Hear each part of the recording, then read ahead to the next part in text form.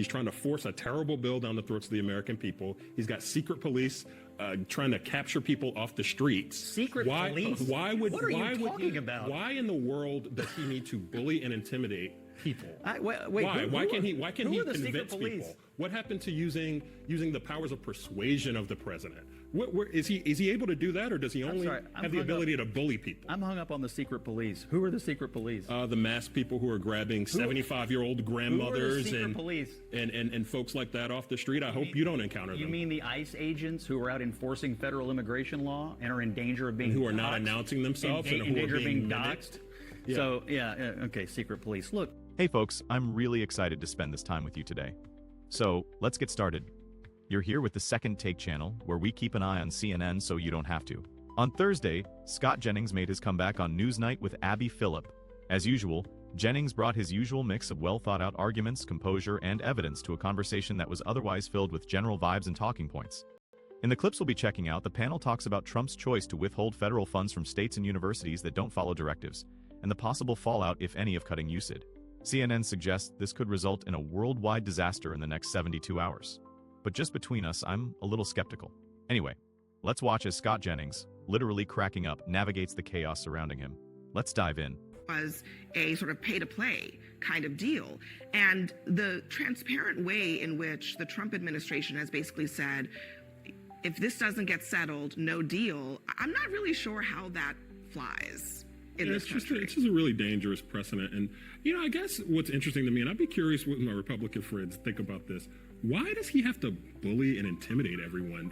Are his ideas just that bad? I mean, he's an unpopular president. We know that historically at this rate. He has an unpopular agenda. He's trying to force a terrible bill down the throats of the American people. He's got secret police trying to capture people off the streets. Secret police? Why in the world does he need to bully and intimidate people? Why can't he convince people? What happened to using the powers of persuasion of the president? Is he able to do that, or does he only have the ability to bully people? I'm hung up on the secret police. Who are the secret police? The masked people who are grabbing 75-year-old grandmothers and folks like that off the street. I hope you don't encounter them. You mean the ICE agents who are out enforcing federal immigration law and are in danger of being who are not announcing themselves and who are being doxxed? Yeah. So, okay, secret police. Look, he has ideas, he has opinions, and he has influence because he's the President of the United States. You mentioned the Mamdani situation. He's out promising as part of his campaign platform to actively stop federal agents from enforcing federal law in New York City. No. Why wouldn't the president talk about federal funds? Just to be clear, he is saying that New York City's law enforcement will not cooperate with ICE, which is not a new policy, just to be clear. Do you agree with that? Should he get Scott, I don't have to agree with it just to tell you what the facts are. The facts are it's not a new policy in New York. It's also not a new policy in all the other parts of the country where that's the case. Mr. President, we'll help you. Here's the thing. Enforce federal law. There are reasons. You don't have to agree with it. Many people have debated this. I think it's debatable. The argument that they make is that when they allow law enforcement locally to do their jobs without immigrants fearing deportation or that they would be handed over to the feds, law enforcement is able to more effectively combat crime. That's the argument. Here's what I hear. That you have someone who may well be the next mayor of New York City who's openly saying out loud, I don't want federal laws enforced in New York. So the setup for this piece was, what's Donald Trump doing with these situations? What he's seeing in New York City is, why would I continue to fund a city who won't even enforce federal law or help me enforce federal law? They're being violated every day. You think he should arrest that person? That public official? Public official? You think he should arrest a public official because he disagrees with his policy? I think if someone is actively violating federal law, they're in trouble, just like that congresswoman who violated federal law at the ICE facility. So Trump, speaking of Mamdani, they are providing a service, okay? So they are being paid for their work. So it's not like charity. Like they're doing cancer research. When does anybody that receives taxpayer funding suddenly that, oh, you're off limits? So you've got anti-Semitism going on your campus, or you don't allow and you run off every single conservative, or you allow every conservative speaker to get run off your campus. Away from cancer patients. We'll fix it next time. We'll change it next time. So it's okay to take cancer research away from cancer patients? Because why don't they use their endowment if it's that important? Right. If it's that important, why don't they use their endowment? This is a really important point. It's a matter of life and depth. Why don't they dip into their It's not just 55 Harvard. billion? They've actually cut research for cancer in universities across the country. But the issue here is, why is it okay? I'm sure. I think it's a. Why great is it question. okay to violate Why the civil should- rights of Right, mass it's numbers? wrong. Exactly. It's absolutely wrong. Okay, and and they that's should what the use a president's civil rights argument is. violation, You're but you violating shouldn't- their civil rights. Okay. Right. You need to pay attention to what we're saying here. You can't take tax dollars if you're going to violate the Okay, civil rights so of these students. I'm you're standing up. okay with Exactly right. like the fact that we are going to be farther away from cures for dementia, for Alzheimer's, because the president's That's your ends excuse here. for civil rights violations? I'm saying well, that no we'll have to university- accept some no, but anti-Semitism. I'm sorry, just one second, because There were so many absurd remarks flying around. Honestly, this could be the length of a feature film. Let's kick off with someone claiming, "We all know Donald Trump is not a popular president." Really? Based on what, your CNN group discussions? I have no clue what reality this person is living in. Even now, in vital swing states like Arizona, Texas, and Michigan, polls show Trump with favorable approval ratings. And this is long after he got elected. So if that's deemed unpopular, what would we say about Biden's approval ratings? But what really caught my attention was how Abby phrased a question to Scott about Trump potentially withholding federal funds from universities and states. She presented it like a pay-to-play scenario. In case you're not as acquainted with Abby Phillip, let me make it clear. Follow the federal law and you get federal funds. That's not some gangster move, Abby. It's literally standard government procedure. While she was still in the process of asking her question, she hadn't finished yet. And then she completed it with a long-winded setup that took 19 minutes, summarizing it as if Trump were saying, "No deal unless this is settled." Essentially, states must follow federal law to receive the billions they often waste on pet projects and allies. It's perfectly logical, but CNN portrays Trump as if he's a tyrant threatening the nation. Let's dive back in. yeah, I mean, honestly, there's something called proportionality, okay? And it's like you want to just use a sledgehammer for every single problem when there are ways that they can address anti-Semitism, civil rights violations by addressing those issues. They were talking to Harvard before somebody in the Trump administration sent a letter that wasn't approved, threatening them and blowing this whole thing up. So I guess the idea that there's only one way to deal with this, and that is to basically jeopardize all of America's scientific research for the next God knows how many years, decade or more, that is a completely disingenuous argument. There are other ways, Scott, that do not diminish the importance of battling anti-Semitism, but that address that issue and don't punish the rest of the country. What other ways? Why It's would the you? only why language would you- universities but understand why? is money. But why would you punish the rest of the country?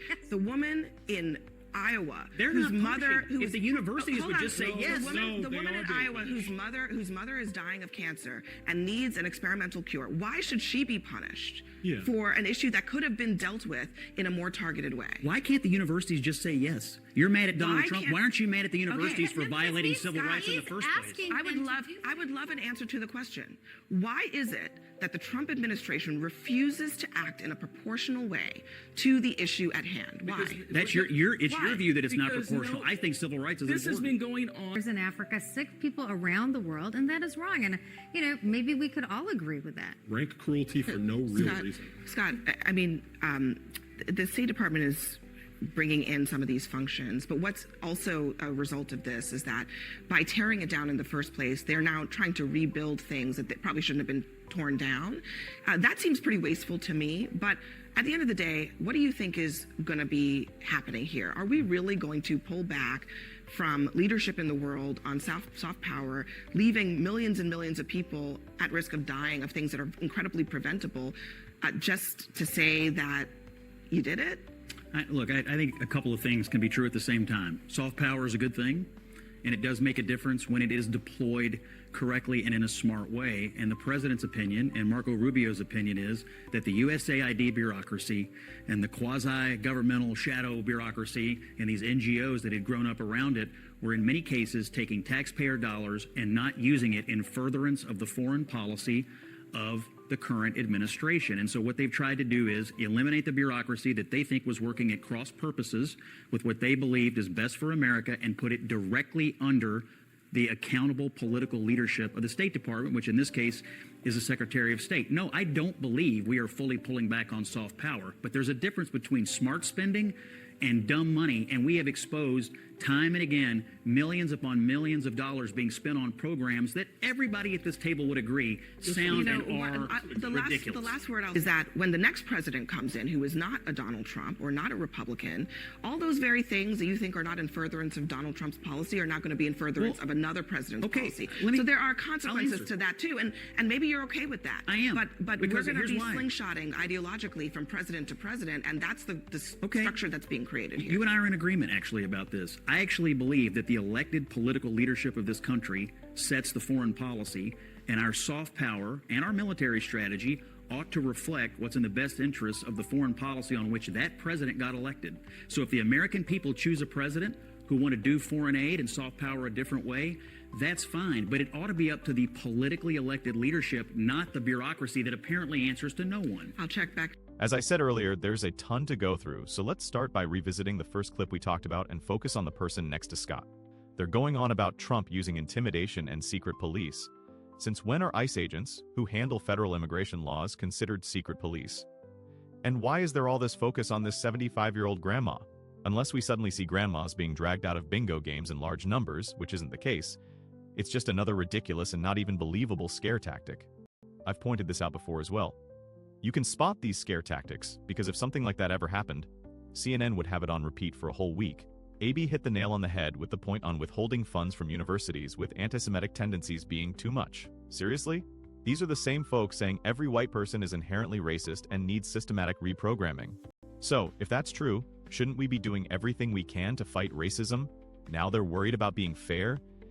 Here's a puzzler, since I'm not super clued in about these things, and I often mess up when it comes to race and related topics. Would they cut federal funding if Asian students were the targets? Or Muslim students? Did you catch that?